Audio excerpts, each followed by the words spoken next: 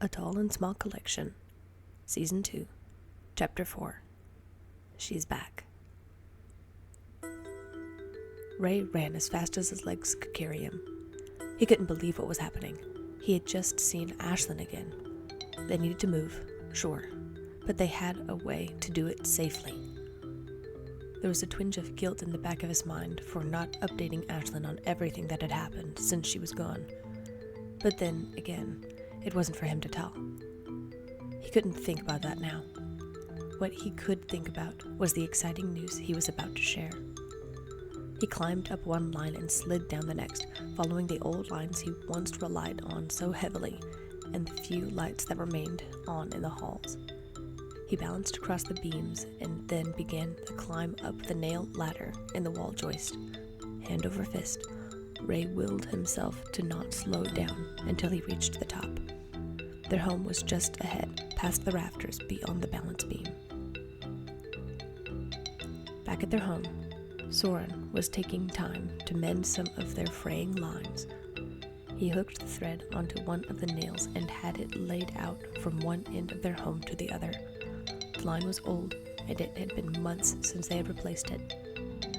It was one of the reasons Ray had volunteered to go out borrowing for thread and meal supplies. Borrowings had got slim recently, and it took all of them searching both inside and outside of the apartments just to survive anymore. It took a lot of time for Soren to let his youngest brother go out on his own.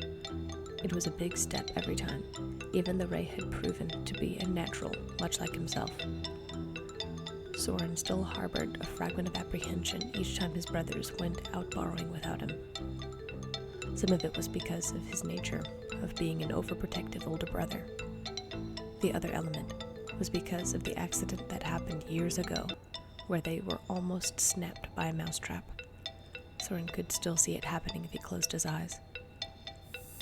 Dorian reaching for the food on the mousetrap, Soren pulling Dorian and Ray away in time to save them, but not to save himself from tripping and getting caught beneath the metal bar. Him being left behind to a human, which, at the time, meant certain death. Who would have known at the time that this encounter between human and borrower would lead to one of the best friendships known? Soren rolled his aching shoulders and readjusted his stance on his leg. Ever since that time, his leg had been slightly sensitive to things like the change of weather and overuse over the course of several days, and he had been on his feet a lot. He heard Dorian in the other room shuffling and working away on drying out some of their fresher supplies. Listening to the sounds of their homemade pots and pans clanging in the other room made Soren remember his early days with Ashlyn, his human friend. Ashlyn would be in the kitchen cooking or preparing things for his broken leg. Those early days, though terrifying, helped build trust between them, seemingly two very different people. It was quiet days when he was working on some menial task that he missed Ashlyn. He looked back on their days together fondly. Soren tried not to talk about her on the occasions where Ashlyn could be mentioned, since they went back to their original rule of not interacting with humans. Still, he did think of her from time to time, especially when he dreamed of her. All of those dreams seemed so real and vivid, taken from memories and thoughts.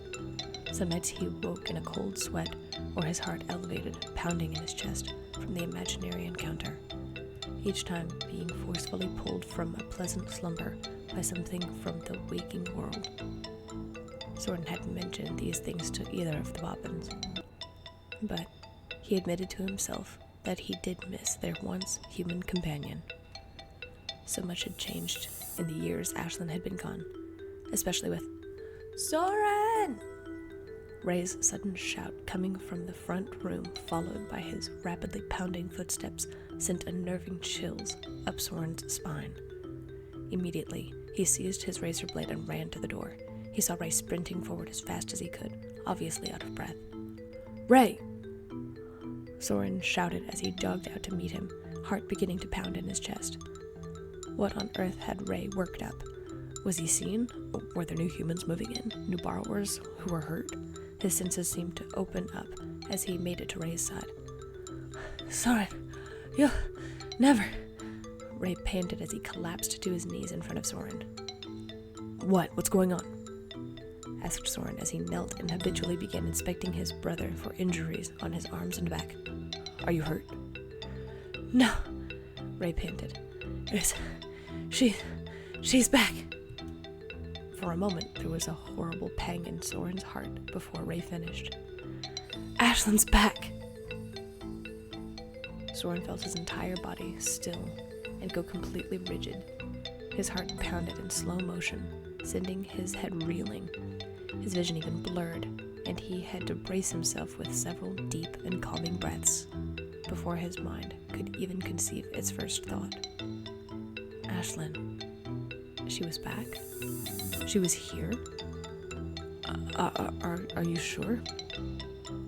Asked Soren as he tried to shake the numbness in his body. Ray looked up into his brother's eyes, blue against hazel, and gave him a disbelieving look. I just came from seeing her. She's here, in her old apartment, panted Ray. And we have a lot to talk about. At this point, Dorian poked his head out and walked forward toward the other two brothers. Soren hated to admit it, but Dorian sometimes looked a little too much like his father, Brady, who had succumbed to injuries given to him by a human years ago. From Dorian's jawline, the way he parted his hair, and even some of his mannerisms, he could have been a ghost from the past. What is going on? Why are you shouting? I just managed to get...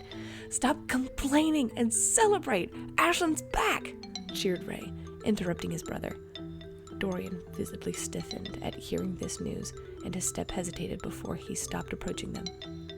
Both Soren and Ray noticed Dorian's hesitation, but Soren was so wrapped up in his thoughts that Ray beat him to the punch. What's wrong? You remember her, right? Asked Ray, as he finally caught his breath and stood up. Of course I remember, said Dorian, quietly and stiffly. Ray looked at his brother in confusion. So, what's the problem? You mean you're not excited to see her? Ashlyn's back. She's been doing great, said Ray. Sorry that being seen by a human doesn't do it for me, muttered Dorian. At this, even Soren's ears pricked up.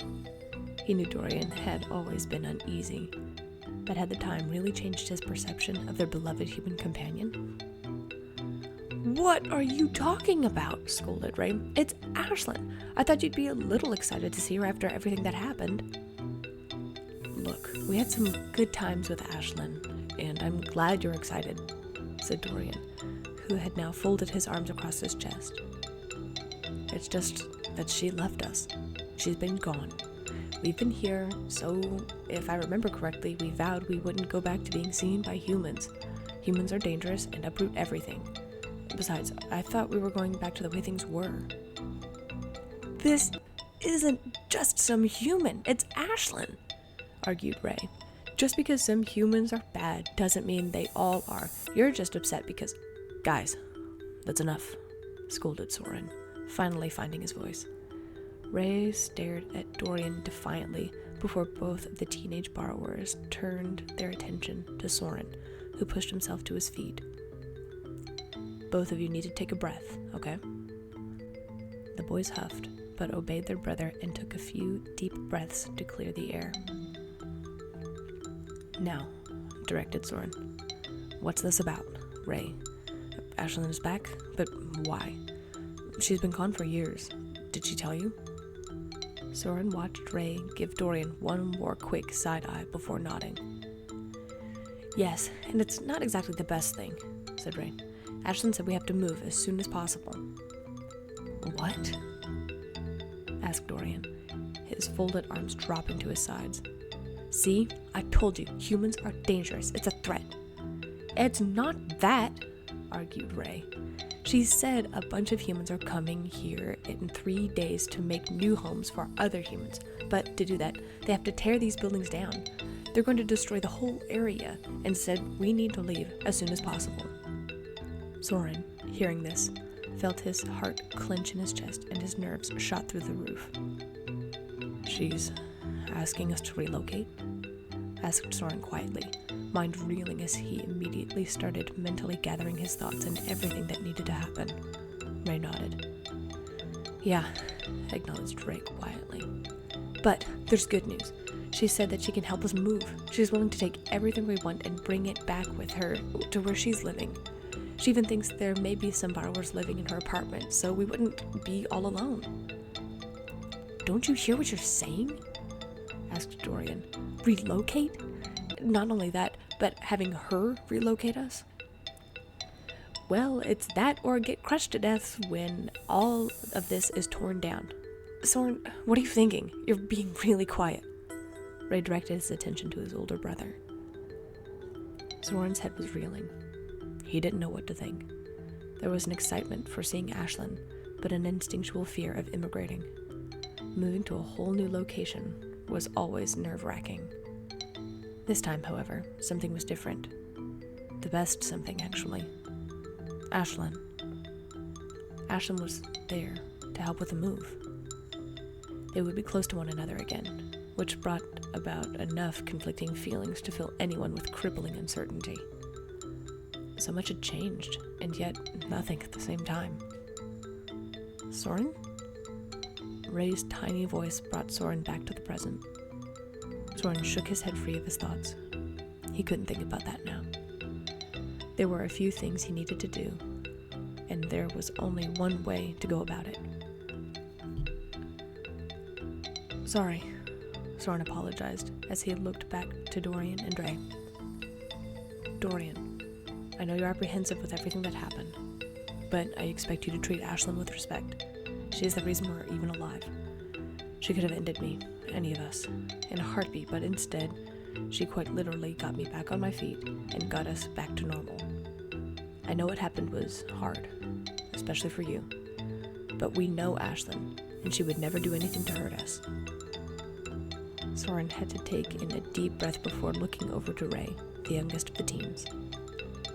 Ray, what did you tell her about us? Asked Soren. Ray, not believing what he was hearing, opened his mouth before Soren cut him off. I'm not scolding you. I just want to know if you told her about Maisie. Ray shook his head slowly after a moment. No, we didn't get into anything. Besides, it's not really mine to tell, said Ray softly. Soren felt his chest constrict and then release in fluttering nerves of relief as he bit his lip and nodded slowly. He then looked to his youngest brother and smiled reassuringly, placing his hand on top of the boy's head and ruffling his hair gently. Thank you, Soren muttered. You're wise beyond your years. Ugh, you're calling me old? Gross, teased Ray as he playfully smacked his brother's hand away from his head. Yeah, you are old. A crotchety old man, teased Soren back. Soren looked past Ray to the dark ladder descending into the chasm of the wall. Heart fluttering nervously, he knew what he needed to do. I'm going to go see her. In the meantime, start packing. Did she say when she would be ready to leave or how much we could take? Asked Soren.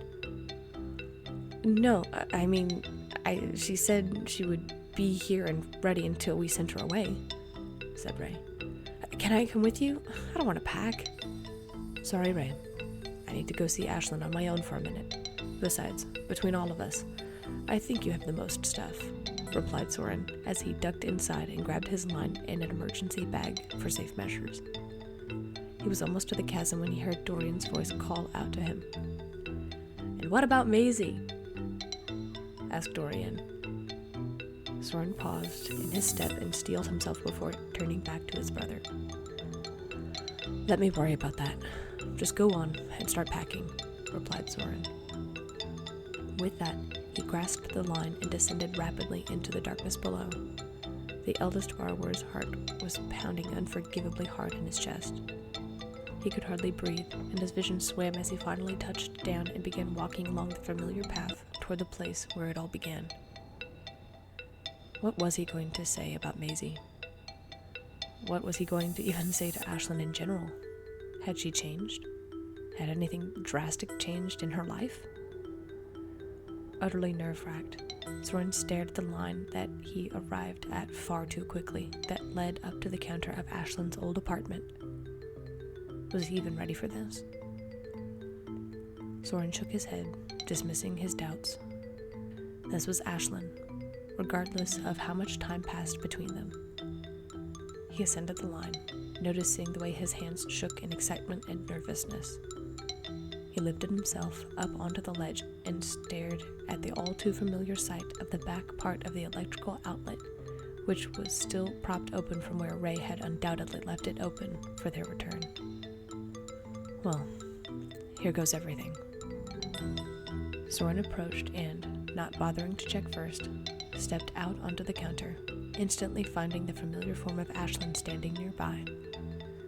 His chest tingled as he attempted to breathe normally, but knew immediately his nerves were trying to get the better of him.